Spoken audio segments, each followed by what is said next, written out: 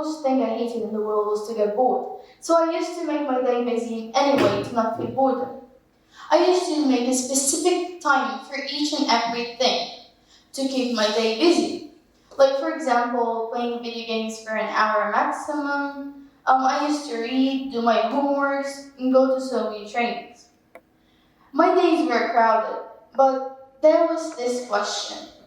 Why do we work? Why do I have to work? Well, I believe you all ask these questions, like why do you have to go to school? And why do you have to study for hours and hours instead of just playing? Well, that's what philosophy of time management is all about. Asking questions. What can be more important than asking questions about how to use your time? Probably nothing, because time is all we have.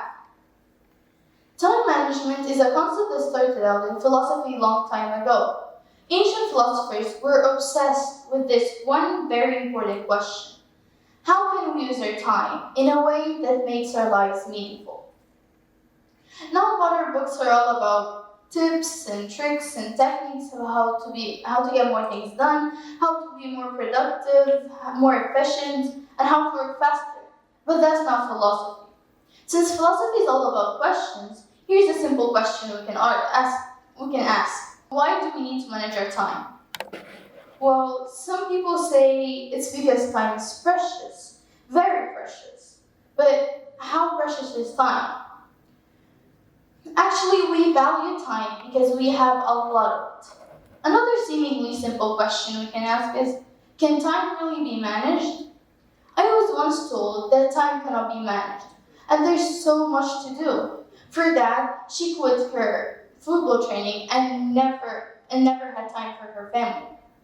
Whenever someone asked her to hang out or do something other than schoolwork or studying, she says, sorry, I don't have time. But I don't have time is the biggest lie in the history of mankind.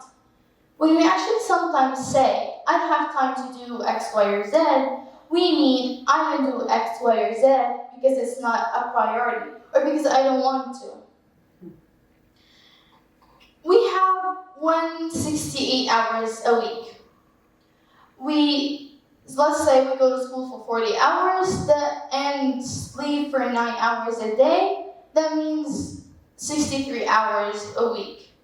That leaves 65 hours to do anything. You're gonna say homework, training, studying. That's all gonna take another 40 hours, but that's actually not true.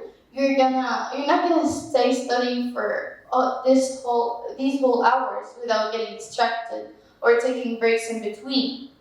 So for 40 hours a week studying, you're gonna have 25 hours a week to do whatever you want. You know who really didn't have time? Our great-great-grandparents. They didn't just work for 12 hours a day, every day.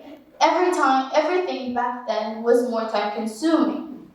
Like, for example, they washed everything by hand because they didn't have washing machines. They had to cook everything from scratch because they didn't have frozen meals. And they never complained about not having time, yet we do. It's a paradox. We have more time than they did, yet we still complain. The final and the most important question is, how can we manage time? Well, first, set goals that are achievable and measurable. Remove non-essential tasks, organize yourself, prioritize your tasks based on importance and urgency. Set a time limit for each and every task, take breaks that are only from 10 to 15 minutes, plan ahead, and never procrastinate. Thank you.